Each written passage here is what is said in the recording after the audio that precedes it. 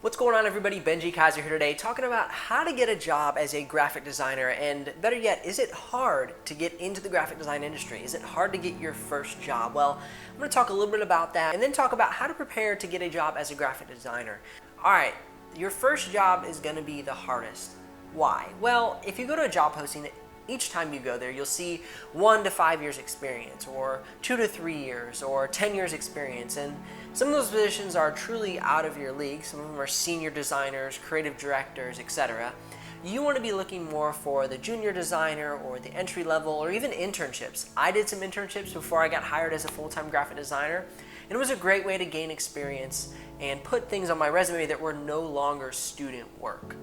So that's the biggest thing, is knowing that your first job is going to be your hardest.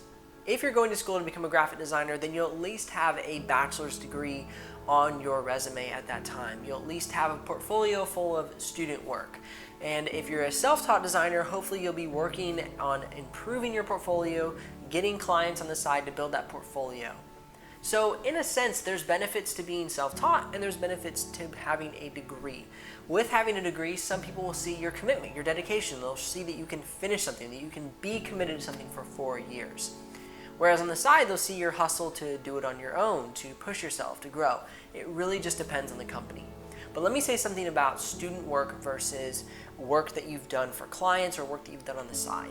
Work that you've done for clients is always more impressive. The reason being is it shows you know how to work with realistic time frames. When it comes to school, you could have anywhere from 1 week to 2 weeks to a whole month to complete a project. Whereas projects as a freelancer, you're going to have a little bit more realistic time frames. They're going to have bigger expectations. It's also going to show that you know how to work with people. You know how to talk through design concepts and things along those lines, which are very important when getting hired as a full-time graphic designer. They want to know you know how to talk about graphic design. The thing is, ultimately your portfolio is the most important thing when getting hired as a graphic designer for the first time. If you don't have good work, it doesn't matter how many degrees you have or how much experience you have, your work will show what you'll be able to do. It's probably one of the biggest differences between like getting a job in business or becoming a teacher. Your work speaks right there. Usually they have to hire somebody in the business world or in a teaching position and watch them for about 6 months before they know if they're even any good. Whereas with your portfolio, it's pretty evident right off the bat. One of the things that's very important is to make sure that you're qualified for the position that you're applying for. You don't want to go into a job role that says that you're really good at video editing, but you're only a graphic designer and you've never worked in video.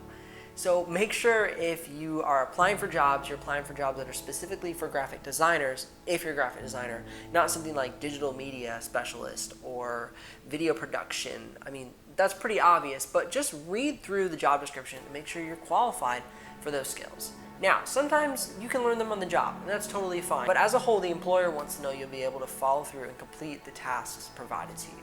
Another tip concerning your work is that you want to make sure that your portfolio is filled with the best work, the work that you're most proud of. You don't want to stuff a bunch of things in your portfolio if you think they're kind of subpar, even yourself, because that will show through. It will show weakness. You want to put your best foot forward. So even if you can't fit 10 pieces in your portfolio, that's fine. You can put your best 3 or your best 4 or your best 5. That's completely fine. Don't think you need to stuff your portfolio with more work. In a sense, it'll actually pull down the value of all your work. So put your best foot forward.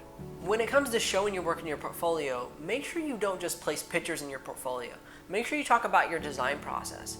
If you've taken pictures of your sketching as you've been going through concepting, put those pictures in there as well, so you can show your brainstorm through your concept, through your rough ideas, through your vectorized ideas, to your complete design. That is really impressive because it shows that you're a thoughtful designer. It's something that I didn't do, and at first I struggled getting my first job because they couldn't see my design thinking. They couldn't see my process. Even though I had a process, I didn't take the time to document it, and I actually think that it hindered my abilities to get that first job. The really cool thing about doing this is it allows you to talk to the employer who's interviewing you about the design process, about what it's like to take the idea from brainstorm to sketches, to more roughed out ideas, to the complete product. It's really cool to be able to talk to them about that, and it'll show them that you care about design throughout the entire process, not just the finished product. The last thing I want to leave you with is you need to be someone who is ever learning. Somebody who has a desire to continue to learn throughout their entire career. This is not a career where you learn a simple set of skills and that's where it ends. This is something where you're always learning new tools, new styles, new applications of the tools, new thought processes, even new mediums. For instance, I didn't think I'd be getting into video and motion graphics when I first became a graphic designer and started studying print production. But here I am, and I'm required to do this if I want to stay relevant and active in the industry.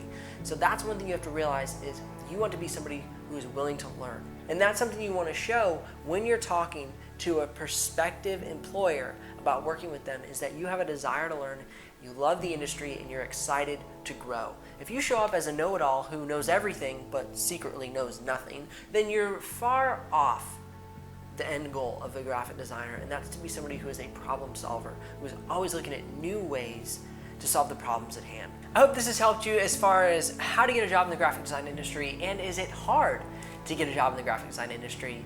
I'm Benji Kaiser of BenjiKaiser.com. If you have any questions, please comment below. I'd love to know what you're thinking, and I'd love to make videos that specifically help you out in the graphic design industry. Hit the like button if you liked it, subscribe if you loved it, and I will see you here on the next episode.